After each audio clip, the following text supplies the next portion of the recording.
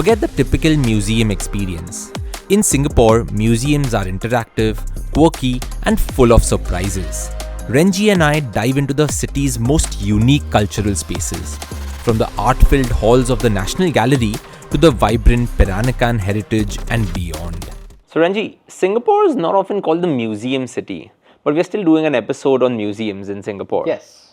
So what would you like to tell us about museums? I would like to tell you that Singapore should be called Museum City. Oh, I've really? always felt that. For the simple reason that the museums that we have in Singapore, I find, are not your usual museums. Right? And I think that we have great museums in the conventional sense, but we also push the boundaries of what can be considered a museum in Singapore. Give me an example. So an example of this is the Museum of Ice Cream, which I think some people in India would have encountered and even visited. Yeah. It's a fairly new attraction. So first of all, spoiler alert, it's an attraction. And it's just called Museum of Ice Cream, but it's a lovely experience where you go in there, it's in Dempsey, which is right in the center of Singapore off of Orchard Road. And you are essentially going into different rooms with larger than life exhibits. There are 10 different such exhibits, and everything is curated around the notion of ice cream. So for instance, a banana split. You have a room that's inspired by the banana split. A sundae, you have a room inspired... Is it that it tells you about the history of ice cream? Or? It does at the start of it, Yeah. but actually the point of it is not so much the boring facts of history about ice cream, but this is everything that ice cream can be. So an example of this is there is a room, actually the final room, that is a giant swimming pool. But instead of water in the swimming pool, you have rainbow sprinkles. You know the rainbow sprinkles that you put on top of your ice cream? Yeah. So you have these huge rainbow sprinkles, obviously made of plastic, but the entire pool is filled with that and you can jump right in. Oh, wow. And you think that this sort of place would only appeal to young people, but I'll tell you that every single time that I've been there, and I go there a lot for work, and also because I love it there, you'll see all these aunties and uncles and grandmas who are enjoying the pool the most, right? They're in there, and they're like moving their hands about, they're in the rainbow sprinkles. And again, as another example of why this is an amazing museum, it's in many ways a wonderful place to spend an afternoon, also because there's unlimited ice cream. I think that's probably the only reason many people would just go. It's unlimited ice cream. It's a good reason. It's a good reason to go. And it's also, so it's 10 different flavors of ice cream. It's, at different stations across the course of sort of the, visitor experience.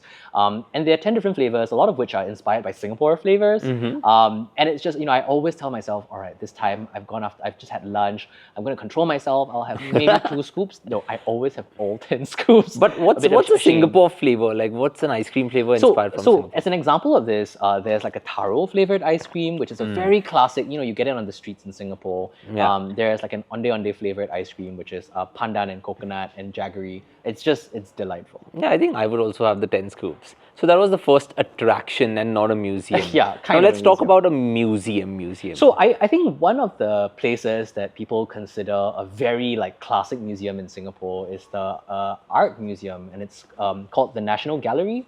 Mm-hmm. And it's actually the world's largest collection of modern and contemporary Southeast Asian art. Okay. But why I love it, apart from the art, which I do love, is from an architectural point of view. So it's right in the center of Singapore, and it used to be, the buildings used to be our old Supreme Court and our City Hall. Mm-hmm. There used to be 2 separate buildings side by side, kind of facing the bay.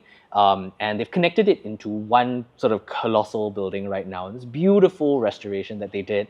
So you're wandering through essentially what used to be the old courthouses, the courtrooms, the old sort of chambers of the Supreme Court and the City Hall, and just seeing these gorgeous, gorgeous exhibits, right?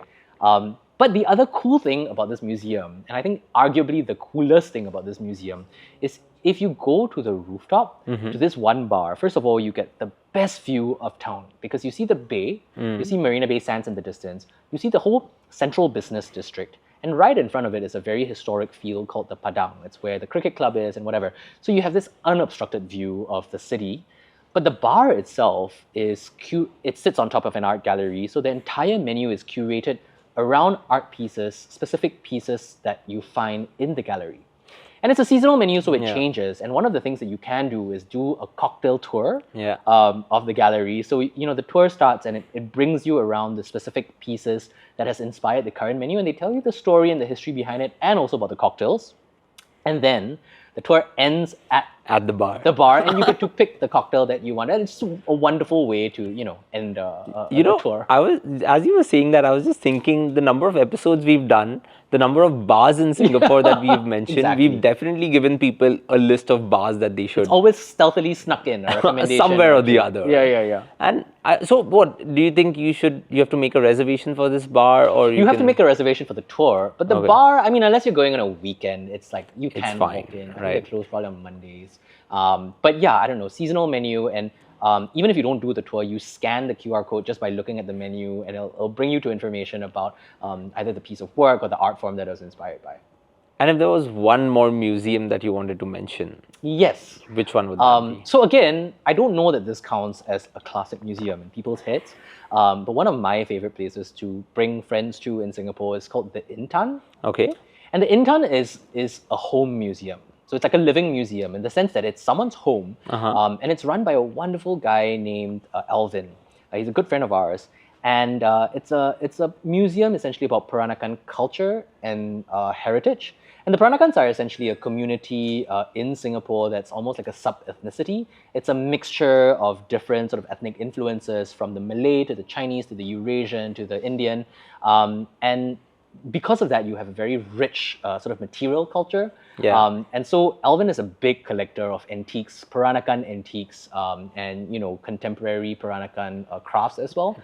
So you go into his home, and it's a wonderful experience because I don't know about you, but I'm a busybody, so I love going to people's homes. Yeah. And that too, a home that is covered from floor to ceiling with, again, very intricate and very important antiques and artifacts from the Peranakan culture. And so he sits you down. The whole point of this is it's almost like a guided tour, a docent's tour. And is he the only guide? He is the only guy. Okay. He's the only guy. It's his home, right? Yeah. So he sits you down and he tells you about his story, and he brings you around. And at some point, he goes, all right, this is it. The tour has ended, but ask me any question that you want. And he is obviously just dying for you to ask questions because he has all these sound bites in his head that, of all the goods that he has traveled halfway across the world to go procure and to collect. And so he tells the story of the Peranakan community and Peranakan traditions and heritage and culture in Singapore through your questions and the conversation that you have about the art and the antiques around it. And then it ends off by sitting down and you're having these nice little Peranakan snacks with him. And he makes you this beautiful lemongrass ginger tea. And it's just, it's again flipping the script on what a museum experience can be. And if someone wants to visit this museum, and because it's someone's home, is it free or? So it's a paid experience, and you book it. There are slots. Essentially, you book it, and depending on how long or how short of an experience, it can be like a 1 hour experience where you're just having the snacks and tea, or you can even do like a dinner. You can even book out the space for an event or whatever. So say you are like going and celebrating with a bunch of friends, you can like book out the entire space, and it's a wonderful. I think it seems like a great venue for one of your salon dinners, right? I think that would to be do a curated dinner there. Listen, that's an idea. that is something we should definitely work on. Yeah. So museums tell us about the history. Yeah.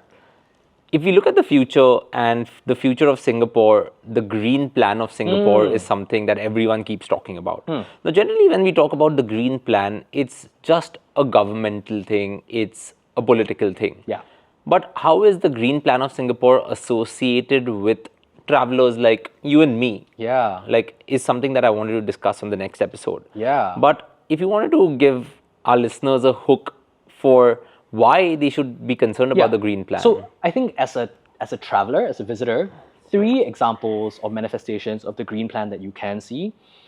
First is in the hotels. Yeah. Second is in the attractions. And third is in the water. In the water. In the water. Wow, let's find out about this on the next episode. Yeah. So the hotels, the attractions, And the water. Awesome.